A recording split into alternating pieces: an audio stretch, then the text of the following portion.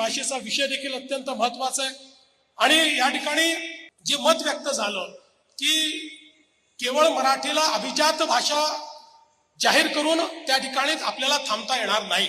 आणि खरंय, पहिल्यांदा तर आपल्या सगळ्यांना हा आनंद आहे की अनेक वर्षाचा आपला संघर्ष हा देशाचे प्रधानमंत्री माननीय मोदीजींनी समजून घेतला आणि मराठी भाषा जी अभिजात होतीच, परंतु त्याला अभिजात म्हणून राजमान्यता हवी होती, ती राजमान्यता देण्याचं काम हे आपल्या या देशामध्ये झालं। आता एक काम झालंय, आता दुसरं काम आपलं बाकी आहे।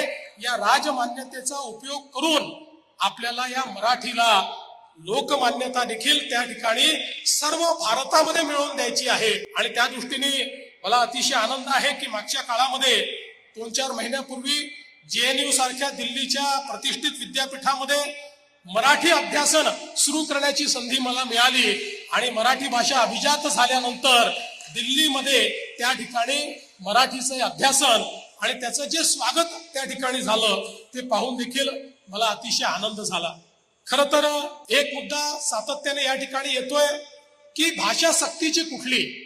मी या राज्याचा मुख्यमंत्री म्हणून सांगतो, महाराष्ट्रामध्ये फक्त आणि फक्त मराठी सक्तीची, इतर कुठली भाषा सक्तीची नाही, फक्त आणि फक्त मराठी सक्तीची।